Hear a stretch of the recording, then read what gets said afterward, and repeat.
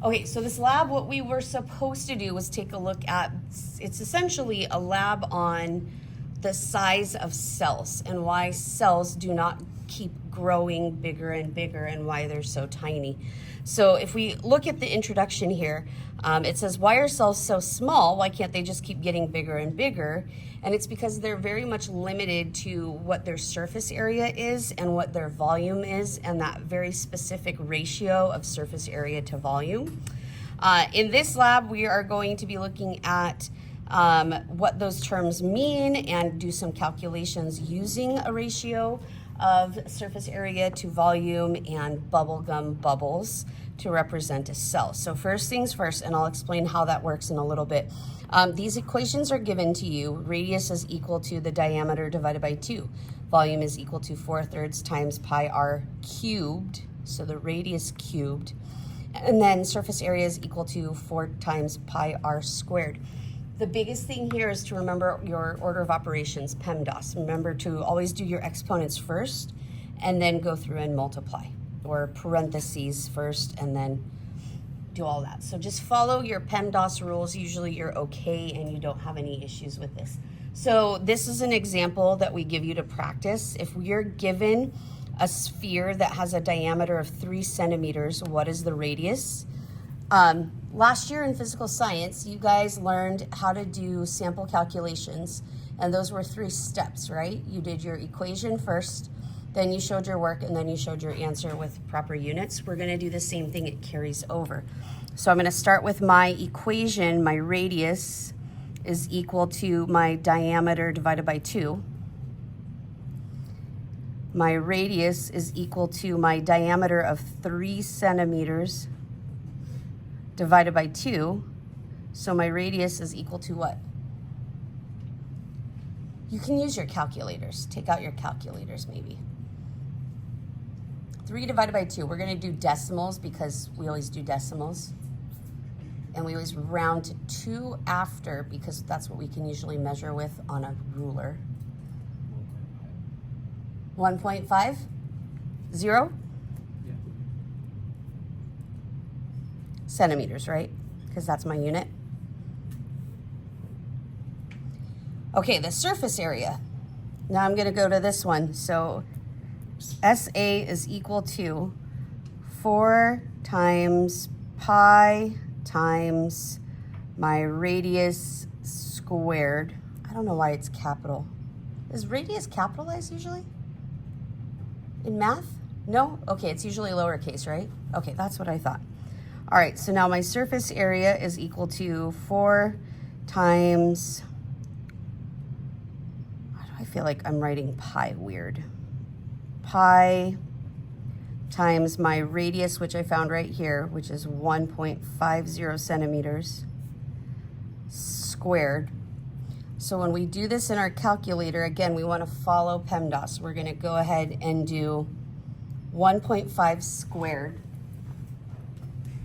which I don't know if you guys have.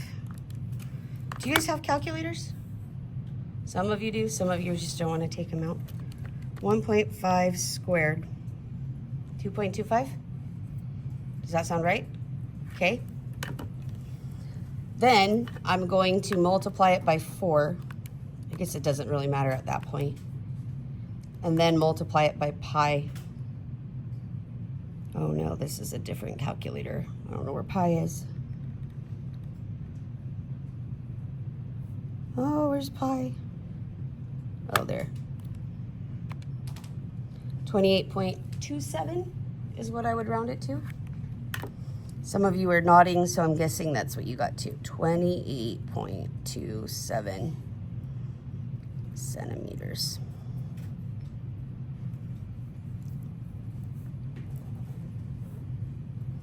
And then I need to do volume. There's not enough room here. I apologize, but we'll do volume up here. Volume is equal to 4/3 times pi r cubed, which is equal to 4/3 pi, and then my radius again is 1.50 centimeters cubed.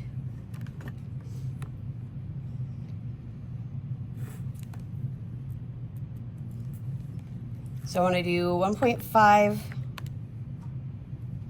cubed, and I get that 3.38 or 375. So 3.38 times pi equals times 4/3, 1.1 or 1.33. Is this what everybody else was getting? I don't know. Yeah? Yeah?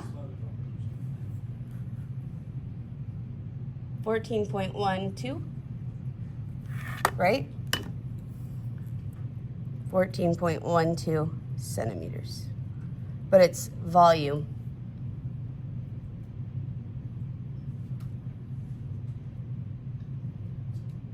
Huh?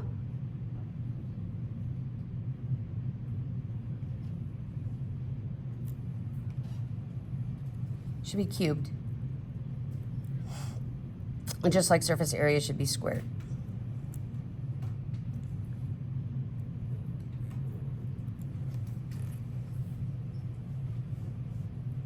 Now my surface area to volume ratio, it's just surface area divided by volume. So surface area was 28.27 centimeters squared to 14.12 centimeters cubed. It's a ratio, so normally we would write this 28.27 colon 14.12. We'll leave it like that though. I mean, it's basically a 2-to-1 ratio if we were to reduce it, basically. Does that make sense? Yeah? Okay, so practice math problems, that's all that was. So now what we're gonna do is we're gonna pretend like we're actually doing the lab. In the lab, you and your partner would get 3 pieces of double bubble gum. It's hard and it does not taste good after a couple of minutes. You would take your first piece of bubble gum and you would chew it up, and then you would blow 3 bubbles, and then your partner would measure the diameter of the bubbles to the best of their ability. And you would write down those measurements right here. So let's say that your first bubble happened to be 3.17, and these are all in centimeters, which is why the unit is here, so we're not gonna write it in the box. And then let's say that your second bubble was only 2.06 because you were laughing and were a little afraid because other people were watching you blow bubbles. And then let's say your next one was pretty good and it was 4.02. So you've blown 3 bubbles, we measured them. Now you're gonna come see me, you're gonna get a second piece of bubble gum. You're not gonna spit out the first one, we're just adding to it with a second piece. And now we're gonna blow bubbles again. So now with 2 pieces of bubble gum, we're gonna say our first one is 4.53 centimeters in diameter. And then we're gonna say the next one is 5.03. And then the next one is 5.56. And then you're gonna come get a third piece of bubble gum, add to it. So now you've got 3 pieces of bubble gum that you're blowing bubbles with. Let's say the first one was 7.23, and then 6.71, and then 7.99. And so what you would do with this data is you would do everything that we did up above with this kind of practice example area up here. And you're going to find the average diameter and then average radius, and then you'll plug those in for surface area, volume, and the ratio. So how do I find average diameter for 1 piece of bubble gum? How do we find average? Add them up and divide. So if I want to find the average size for 1 piece of bubble gum, I'm going to add all 3 of these numbers, divide it by 3, that's my average. Add all 3, divide by 3, that's my average. Add all 3, divide by 3, that's my average. And then once I have my average diameter, I would plug this number in to my radius equation, and then that's my average radius. You don't need to add anything and divide anything for this part here. It's just plugging in that average diameter for this part. And then I would use those calculations to fill in the rest. And then I'm going to answer these questions. Now, normally,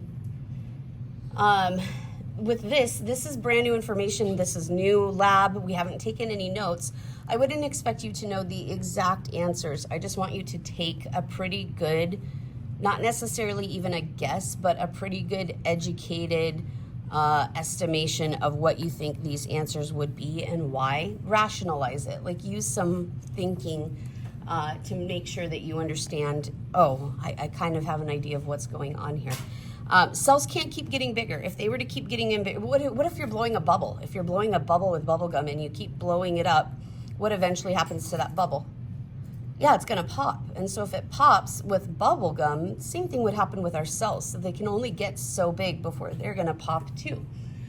So that's one thing to just kind of consider as you're doing this. You can do this later. We need to get going on notes, but I wanted to get this part kind of at least out to you. I'm going to say this is due Wednesday, beginning of the period. So when you have time to work on it, and I may extend that at this point, I don't know. But for right now, let's say Wednesday, beginning of the period, this is due. You've got plenty of time to work on it here, there, and everywhere else. But for right now, we're going to switch over to notes. Questions? We're good? Okay.